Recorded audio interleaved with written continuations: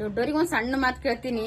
ನಿಮ್ ಮನಿ ಕೆಲಸ ಮಾಡ್ಲಕ್ಕ, ನಿಮ್ಮ ವಂಶನ ಉದ್ಧಾರ ಮಾಡ್ಲಕ್ಕ, ನಿಮ್ ಹೆಣ್ಮಕ್ಳಿಗೆ ಸರಿಯಾಗಿ ನೋಡ್ಕೋಸಲಕ್ಕ ಅಥವಾ ನಿಮಗ್ ವಯಸ್ಸಾದ ಕಾಲಕ್ಕೆ ಸರಿಯಾಗಿ ನೋಡ್ಕೋಸಲಕ್ಕ ಒಂದ್ ಹೆಣ್ಮಕ್ಳಿಗೆ ತರ್ತಿರಲ್ಲ, ಅಷ್ಟು ಬಂಗಾರ ಬೇಕು, ಇಷ್ಟು ಹುಂಡ ಬೇಕು, ಅದು ಭಾಂಡೆ ಬೇಕು, ಇದು ಹಾಂಡೆ ಬೇಕು ಅಂತ ಡಿಮಾಂಡ್ ಮಾಡ್ಲಕ್ ಹೋಗ್ಬೇಡ್ರಿ.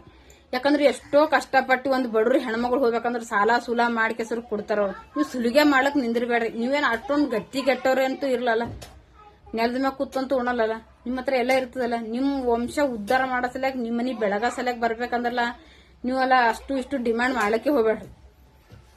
ಅದು ರೀತಿ ರಿವಾಜ್ ಎಷ್ಟದಲ್ಲ ಅಷ್ಟು ಕೊಡಲಕ್ಕ. ನೀವು ಜಾಸ್ತಿ ಡಿಮಾಂಡ್ ಮಾಡ್ದಷ್ಟಲ್ಲ ನಿಮ್ ಮನಿ ಬರ್ಬಾದೆ ಮಾಡ್ತಾರ, ಖರೆ ಹಾಕಿಲ್ಲ ಉದ್ಧಾರ ಅವತ್ತು ಮಾಡಲ್ಲ. ಯಾಕಂದ್ರೆ ನಮ್ಮ ಅಪ್ಪ ಸುಲಿಗೆ ಮಾಡ್ಯಾರ, ಇವ್ರು ಕೂಡ ನಾ ಸರಿಯಾಗಿರ್ಲ ಅಂತ ಕೆಸರ ಮೈಂಡ್ನಾಗ ಸೆಟ್ಟಿಂಗ್ ಮಾಡ್ಕೋತಾಳಕಿ. ಜಗಳ ಜೂಟಿ ಎಲ್ಲ ಯಾಕತ್ತ ಗೊತ್ತು, ಇದಕ್ಕೆ ಆತಾವ. ಅವ್ರ ಅವಪ್ಪಗ ಅಥವಾ ಅವ್ರ ಮನೆಯವ್ರಿಗೆ ನೀವು ಕಷ್ಟ ಕೊಟ್ಟಲ್ಲ, ನಿಮ್ ಮನೆಯವ್ರಿಗೆ ಯಾವತ್ತೂ ಉದ್ಧಾರಕಿ ಮಾಡಲೇ ಮಾಡಲ್ಲ. ಈ ಹುಡುಗರಿಗೇನು ಗೊತ್ತಿರಲ್ಲ ಪಾಪ, ಹುಡುಗರ ಜೀವನಾನು ನೀವು ಹಾಳು ಮಾಡಿಟ್ಟದಂಗ ಇವತ್ತು. ದೊಡ್ಡೋರ್ ಇರ್ತಿರಲ್ಲ, ನೀವು ತುಳಿದೋರ್ ಇರ್ತಿರಲ್ಲ, ತಿಳ್ಕೊಂಡ್ ಕೆಸರ್ಲ ಸರಿಯಾಗಿ ಎಷ್ಟು ರೀತಿ ರಿವಾಜ್ ಇರ್ತಾವ ಅವ್ರ ಕೆಪಾಸಿಟಿ ನೋಡಿ ಬೇಡ್ರಿ.